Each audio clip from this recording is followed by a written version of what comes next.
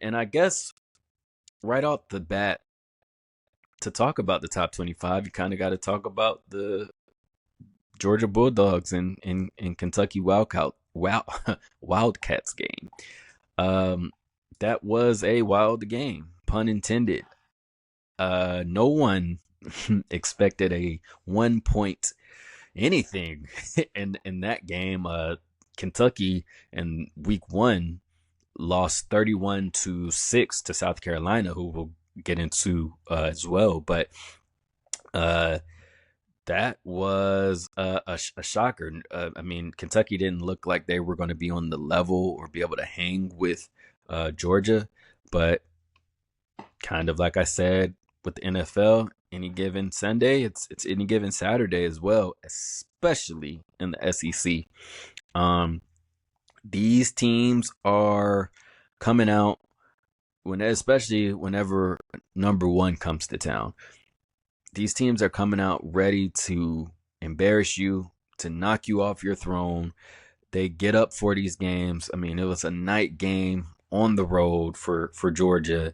And it was just a game where Georgia seemed out of sync. We were getting just the worst time penalties. I mean, it was a big play from Georgia and it get called back, or a big stop for Georgia and then it was a penalty down there. It was just all over the place, and honestly, it looked like a lack of focus. A lot of it. I mean, mishandled snaps. It was just all over the place, and they didn't look like the Georgia Bulldogs, which is why, if you remember back in week one, I predicted that this will likely be the first season where Georgia doesn't go undefeated just due to the difficulty of their schedule. But I also throw in there that when you're looking at the schedule and kind of predicting how the season will go, you have to at least throw one game in there per season, at least one, oftentimes more, where your team doesn't play like your team. It's I can count almost every season.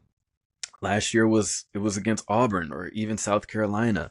We had a game against Tennessee one year where we just looked out of sorts, and they were hanging with us when we were clearly the more superior team.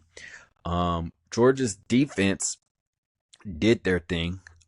Still haven't given up a touchdown this season, and it was the offense. It just looked to be a little out of sync. And I go back to week one with Georgia versus Clemson, where again we pulled away in the second half, but that was a 6-6 ball game at the half or something like that. It was very, very close, if not tied.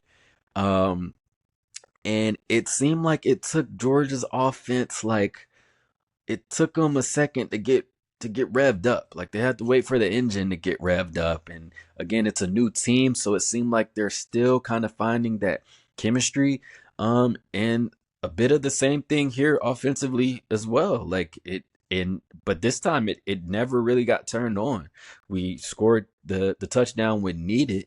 But man, oh man, if that's what we are looking like against Kentucky in Kentucky, then oh boy, it's gonna be fun seeing how we look in Bama. Not this weekend, but the week after that, and then Texas later on in the season. I mean, we have got to figure it out for sure. I do think it's one of those things as well where you're number one, and you're going into a road game where it's going to be hostile, but they also just they got blown out at home by a team who is not in your stratosphere. So you may be taking it for granted, probably not up for the game. You got Bama coming up after this. So again, I say that because it just seemed like a lot of the stuff that I was seeing was just lack of focus and out of character. So you do have to account for those type of things when you're trying to predict the schedule, and I think this is why. We saw it firsthand against Kentucky here. But at the end of the day, we escaped with the win, and but it did cost us the number one seed.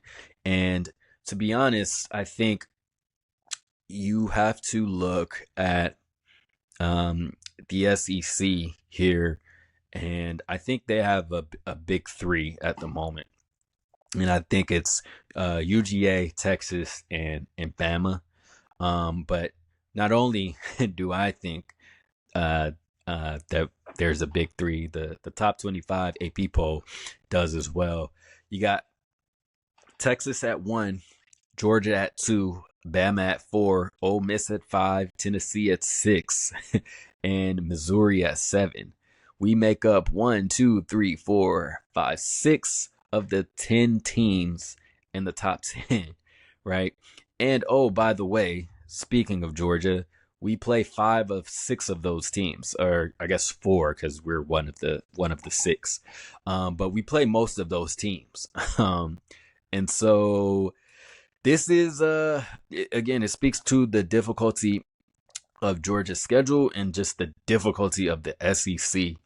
And if I'm being honest, I thought the AP committee or the poll was very kind to only drop us to 2, because Texas looks as unstoppable as you can get. They haven't really played a true threat yet. Michigan was likely their most threatening game, and they handled that. But they look good on the road. They look good against these inferior teams. And then Bama, same thing. They went into Wisconsin this week, and Van Dyke went down for Wisconsin early in that game, and it was pretty much over with after that.